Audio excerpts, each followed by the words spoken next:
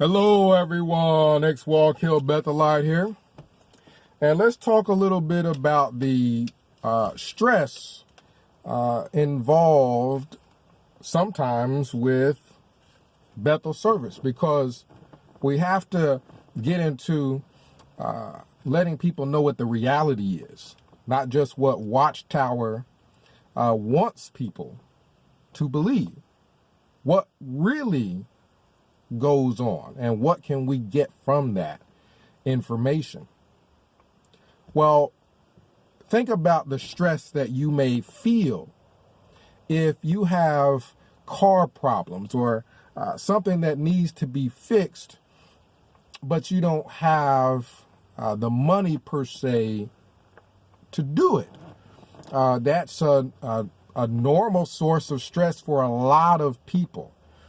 Where money starts to run short and they have things that they need to get fixed or done.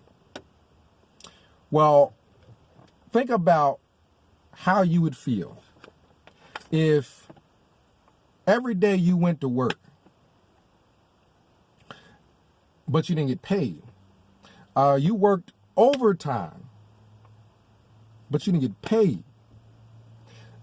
No matter how much you worked, you didn't make any money to then take care of the things that you needed to get taken care of. Well, when my car needed another alternator, see, the driving around back and forth for field service, the driving from Ohio clear to New York to get to Bethel, eventually I started having issues with my alternator. At the time, I didn't know it was my alternator. I just knew my car stopped on me. Had to get it towed to Bethel by an outside company. Parked it right outside the Bethel Auto Shop, and Bethel never touched it. Never touched it. You can come here and dedicate to work your whole life for us, but we're not going to lift a finger in regards to this situation here. So I get up in the morning, early in the morning, go to work all week, work my dish duties, work my watchmans. These are all extra things. Extra work time, work, but yet never gaining the money needed to A, find out what's wrong with my car, and B, get it fixed. Think about that stress. Think about the stress involved where you actually do have a job, where if you do work overtime, you do make more money, and you're still stressed about all the things that you got to take care of. Well, imagine having things to take care of where it doesn't matter how much you work. You're never going to make enough money to take care of the situation. So for me personally, I would work my normal Bethel assignment. Really, it's a job. People say assignment to make it sound fun or make it sound like it's something other than a job. You would work your Bethel job. You would work all the extra stuff, the dish duties, the guard duties, the all-night watch duties. You would do all of those things, except for I had an additional issue, which I'm sure I'm not the only one, car things that need to get taken care of. How'd I take care of it? By waking up super early in the morning to work on it, to work on my car. So let's go through the schedule. Monday, if I remember correctly, we're going to have our Watchtower study in the auditorium. So that's after you get off work. You're going to have to come to the auditorium and everybody's going to discuss the Watchtower for the next Sunday. So that evening is out of the question if I'm thinking about working on my car. that's not really going to be enough time for me to get off work, do all the things I need to do after that, and work on my car and go to the Bethel Watchtower study. I'm not even going to try to start that. So I get up super early in the morning. I would get up at around 4 o'clock. That would give me a couple hours to work on the car and some time to get back to my room, get washed up, get changed, and then get to morning worship at 7. So I'm already up super early working on the car. Why am I working on the car? Because no one will help. And I wasn't a mechanic. I'm just trying to figure this stuff out. You know what I mean? So I get up super early working on the car. Then go to morning worship at 7 o'clock.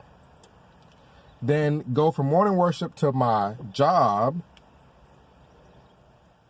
Work my job. Have time to get cleaned up. Grab something to eat. Keep in mind, I'm walking, from my job to my room to the dining room. These places aren't all close together. Those things take time. I spend, my evening trying to get done with what I need to get done. Gotta study for meetings and things like that. Gotta prepare for the Bethel Watchtower study.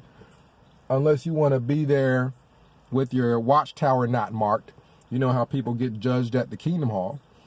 So I've got to prepare for those things. So again, Monday, wake up 4 o'clock in the morning, get all my stuff together, walk down to my car, start messing around with it, trying to figure out what in the world is going on, work on my car for a while, try to get that going, then start walking all the way back to my room, get my clothes, get showered, get my text, start heading down to morning worship, go down there, listen to morning worship about how we're supposed to love each other and everything while no one will help me with my car.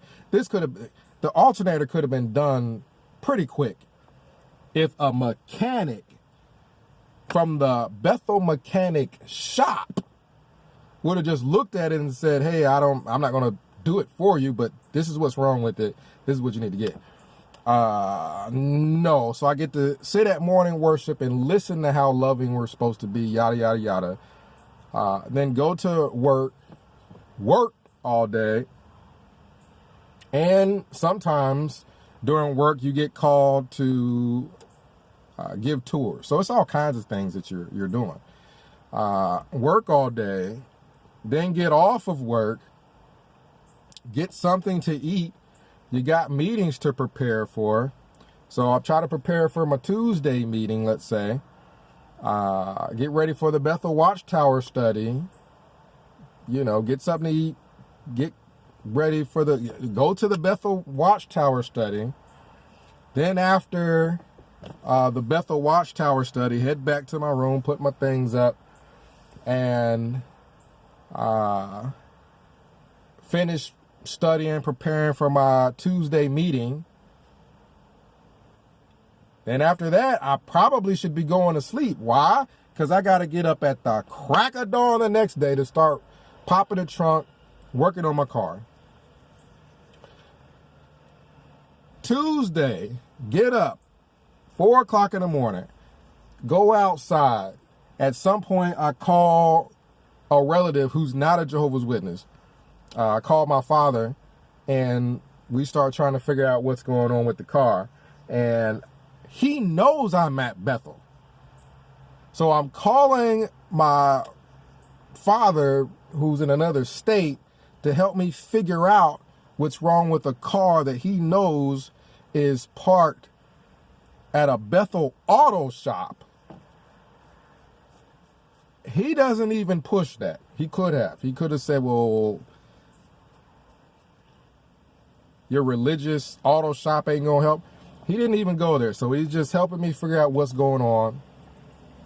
I checked the battery. you know, teaching me how to do all that stuff early in the morning. So we work on that. Then I got to get back. Keep in mind, it's 4 a.m. Again, get back. Prepare for morning worship. Go to morning worship. Go to work. After work, I got to rush because oftentimes where I worked, we dealt with trucks. We had to unload trucks and things like that. We couldn't just leave at a certain time. We had to leave when we got done. We were dealing with food, perishable items. We had to put those things in the proper coolers and storage. So oftentimes by the time I'm getting off work, I'm rushing to try to get dressed because the people who are carpooling, they're leaving with or without me. Ain't nobody staying too late waiting for me. So I'm running sometimes from my assignment or work to get back to my room, clear on the other side of Bethel, to get to my room, to start getting dressed, to get my bag, to get my stuff, to get to where we're supposed to meet up to carpool, hop in the car, get to my meeting, fork up the cash for the ride, you know, this whole loving arrangement, fork up the cash for the ride, go to my meeting. Everybody at the hall wants to hear nothing but positive about Bethel. You tell them anything negative about Bethel and you're all of a sudden evil or apostate, or you're now, you know how they judge people immediately in that organization if they say anything negative happened in the organization. So you got to pretend like everything is fine. You didn't wake up at 4 a.m. to start working on a car that's sitting outside of an auto shop that nobody will lay a finger on to even just tell you what's wrong with it. You got to pretend all that's fine. After the meeting, if anybody needs to get anything from a store or anything while we're out, keep in mind, Wallkill is rural. It's all country around Wallkill. There is no store that you just walk to. If it ain't in the commissary, you ain't getting it. Some people don't have cars. So after the meeting is the time where if you got to stop at a Rite Aid, if you got to stop at a Walmart, if you got to do all that then. We can't even leave the hall until everybody's done with what they got to do, whether it be the accounts or what have you. So let's just say by the time we finally get all the way back to Wallkill, it's late. No time to do anything. This is Tuesday. No time to do anything but go to sleep because I got to get up super early again and start taking the alternator out. So I wake up super early to start taking the alternator out. 4 a.m. again. This is supposed to be paradise, right? Then I go to morning worship where they talk about how loving they are. And then after morning worship, then I go to work. And then after work, I don't have a meeting that night. So do I just go and work on my car? No. I got duties. I got watchman duties, or I got dish duties. I got to go help with a dish duty. I got to make sure I don't forget those sorts of things either.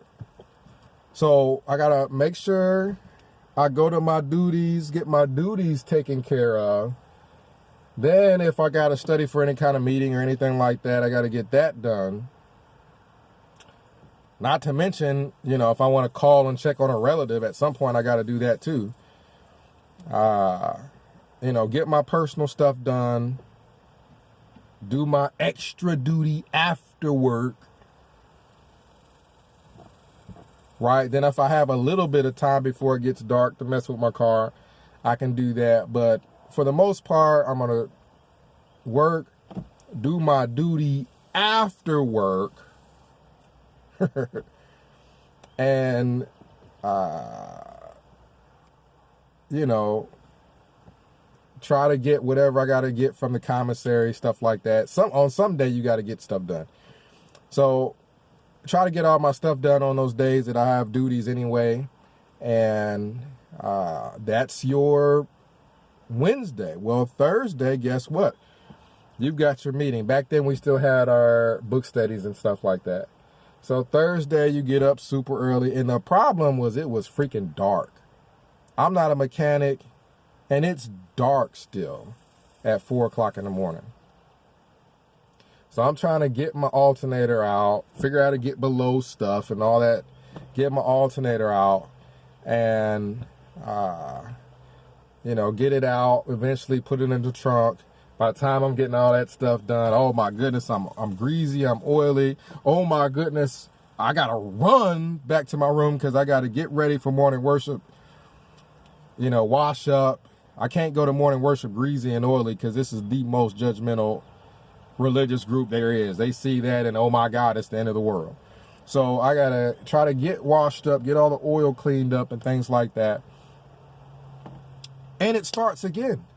And then after work, you go to your meeting. So your week is jam-packed, busy, not to mention some Saturdays, you're working half a day. You're not just off all weekend. Some Saturdays, you're working half a day. And you think, oh, well, you just got the rest of the weekend to work on the car. No, you got all night watchman duties, which would typically be on a weekend. So there's the Saturdays where you're going to be in a booth watching all night long until the next Sunday. That's a third shift job. There's extra jobs that you got on top of your regular job at Bethel. On top of having to study for meetings. On top of if you have a car issue and you just got to Bethel and hadn't had time to get through your state inspection and all that, well, you just got to figure that out yourself. At some point, I think I walked to a Napa store. Like, I can't remember what the nearest city was to Wallkill, but at some point, I think I walked to a Napa store or something to that effect and got an alternator and then walked all the way back. And you got to keep in mind, stuff like that, that takes a long time. That takes a lot of energy. That alone, I walked clear to a Napa store from Wallkill, clear all the way back to Wallkill. I'm putting that thing up and I'm collapsing in my room and falling asleep for a while. And then I'm working on it the next day. Like this prolonged. And during the course of this time of me working my tail off, getting up early in the morning, 4 a.m. to start working on the car, get to morning worship, work all day, come from working all day, go to a Bethel Family Watchtower study or go to a meeting or go to an extra duty or an all-night watchman duty. At some point, you know, my job required me to stay a little bit later. And whereas if I had my car, I'd be able to just hop in my car and just rush to the meeting.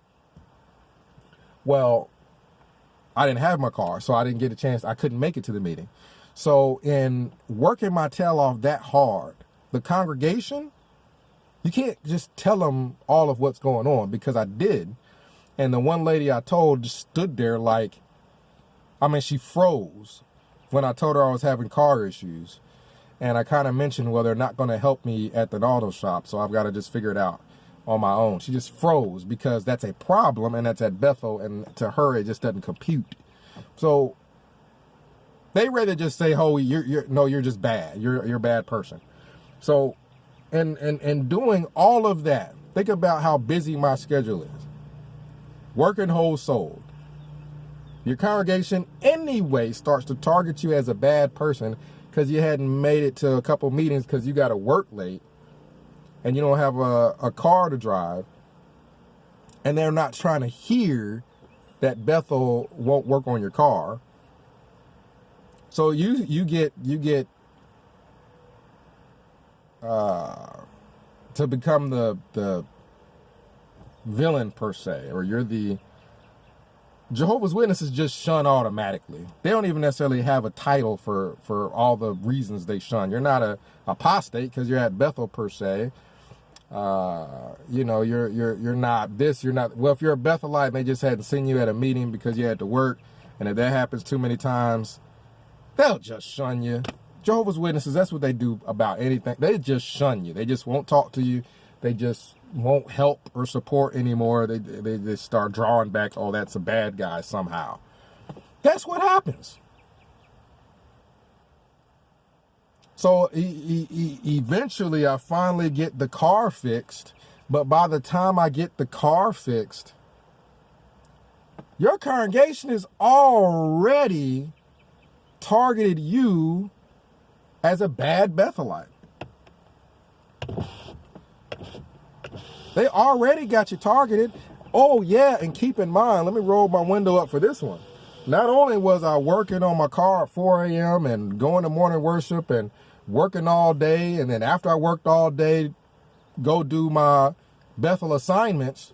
Not only that, but Poughkeepsie congregation was building a kingdom hall. So on top of everything I just mentioned, I was helping on a quick build.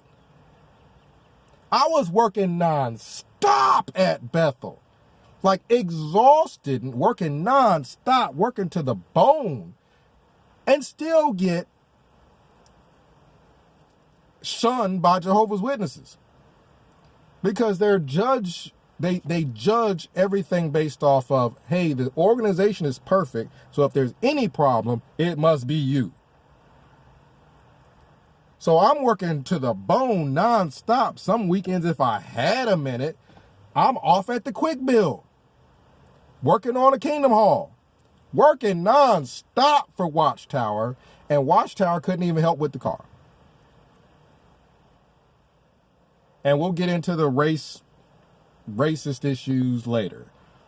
All that's going on. So comment down below. Let me know what you think. XWall Kill Bethelite signing out.